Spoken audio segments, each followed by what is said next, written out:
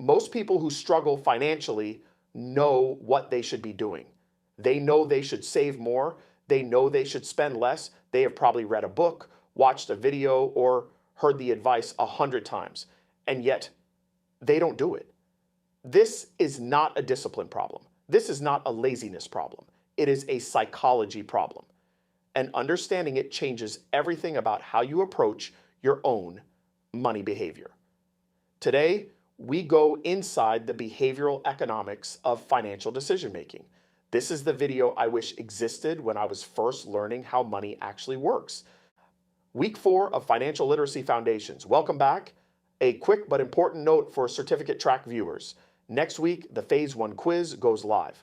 It covers the key concepts from weeks 1 through 4, 5 questions. You need 70% to earn your foundation badge and progress to Phase 2. The link will be in next week's description. But review weeks 1 through 3 before then if anything felt unclear. Now, let's talk about why you spend the way you do. Part 1, the 2 forces that override rational financial decisions. In 1979, economists Daniel Kahneman and Amos Tversky published research that would eventually win the Nobel Prize and fundamentally change how we understand human decision-making. Their core finding, which they called prospect theory, demonstrated something that classical economics had assumed away. People are not rational. Specifically, they found that people feel the pain of losses approximately 2 to 2.5 times more intensely than the pleasure of equivalent gains. This is called loss aversion, and it has profound implications for financial behavior. Loss aversion explains why people hold losing investments too long. Selling feels like locking in a loss, which feels worse than the rational math suggests it should. It explains why people resist switching banks or investments even when a better option is available. The friction of change feels like loss. And it explains why the fear of spending less today can feel more real than the reward of having more tomorrow. The second force is called present bias. Research by Kahneman, Tversky, and others established that humans consistently overweight immediate rewards relative to future rewards, even when the future reward is objectively and substantially larger. In plain terms, the coffee you can have right now feels more real than the retirement contribution you could make instead. The vacation this year feels more tangible than the financial independence it delays. This is not a character flaw. It is how human cognition evolved. For most of human history, prioritizing immediate survival over distant future planning was the rational strategy. The financial environment has changed. Our cognitive defaults have not kept pace. The practical implication, confirmed in peer-reviewed research, is that present bias individuals are significantly more likely to carry credit card debt, less likely to build emergency savings, and less likely to make consistent long-term investment contributions, even when they have the stated intention to do all 3. Understanding this is the first step to designing your financial life to work with your psychology, not against it. Part 2, the social comparison trap. In 1949, economist James Dusenberry articulated what he called the relative income hypothesis, the observation that people's consumption decisions are driven not by their absolute income, but by comparison to their social reference group. In plain terms, we spend based on what the people around us are spending. This insight, developed 75 years ago, has only become more powerful in an era of social media, where the reference group is no longer just your neighborhood or your workplace, but the curated highlights of thousands of people you follow online. Psychologists call this the hedonic treadmill. You upgrade your car, the pleasure is real, but temporary. Within a few months, the new car is your new baseline. You feel the same as you did before, except your monthly payment is higher. You upgrade your apartment, same pattern. You get a raise, spending adjusts to match. The feeling of having more rarely lasts. This is not cynicism. It is established psychological research, and it has a specific financial consequence: lifestyle inflation. The consistent tendency for spending to rise alongside income, preventing savings rate from ever meaningfully improving regardless of how much more a person earns. The Federal Reserve's own data confirms this. In 2024, 32% of American adults said their monthly income increased, but 37% said their monthly spending increased. For the third consecutive year, the share whose spending rose was higher than the share whose income rose. People are consistently outspending their income growth. Loss aversion, present bias, and social comparison are the mechanism behind this pattern. Part 3, identifying your money archetype. Financial psychology researchers have identified recurring patterns in how people relate to money. I have distilled these into 4 archetypes, not to label or judge, but to give you a framework for understanding your own default patterns. The avoider looks away from financial statements, avoids checking account balances, and delays financial decisions indefinitely. The avoidance reduces anxiety in the short term, but compounds financial problems over time.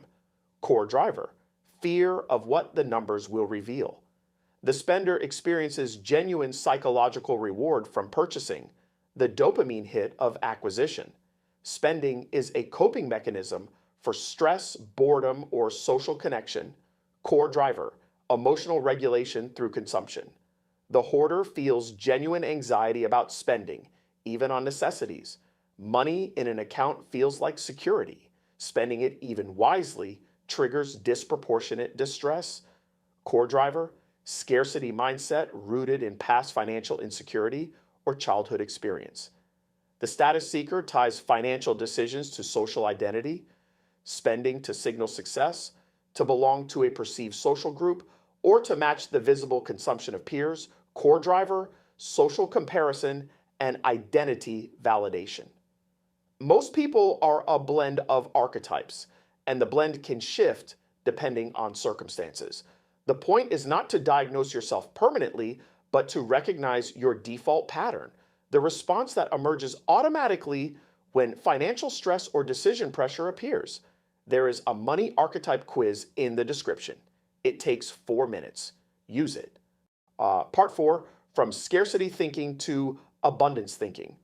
The final concept in this video is perhaps the most practically useful. Scarcity mindset is the cognitive state in which financial resources feel so limited that the mind narrows, focusing almost entirely on immediate needs and loses the capacity to plan for the future. Research by economists Sendil Mullainathan and Eldar Shafir demonstrated that scarcity itself, regardless of the absolute level of resources, impairs cognitive function in ways that make good financial decisions harder to make. The practical implication: the worse your financial situation, the harder it becomes cognitively to make the decisions that would improve it. This is not weakness. It is the documented effect of financial stress on decision-making capacity. Abundance thinking does not mean ignoring financial constraints. It means shifting the orienting question from "what can I not afford?" to "what am I choosing to prioritize with the resources I have?" This reframe is not cosmetic. It changes the cognitive frame within which decisions are made, which changes the decisions themselves. Here are 3 behavioral interventions that use your psychology rather than fighting it. Automate before you can spend. Set up automatic transfers to savings or investment accounts on payday before the money enters your checking account. This defeats present bias by removing the decision entirely. Name your accounts.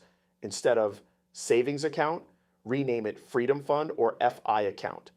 Research shows that labeled accounts are significantly less likely to be rated for discretionary spending. The name creates psychological friction. Pre-comment publicly. Tell someone, a partner, a friend, anyone, your savings goal. Research by Thaler and Sunstein confirms that public commitment meaningfully increases follow-through. It is not about accountability in a punitive sense. It is about creating a social structure that aligns with your intentions. 3 things before this video ends. 1. Take the money archetype quiz in the description. 4 minutes. Write down your primary archetype.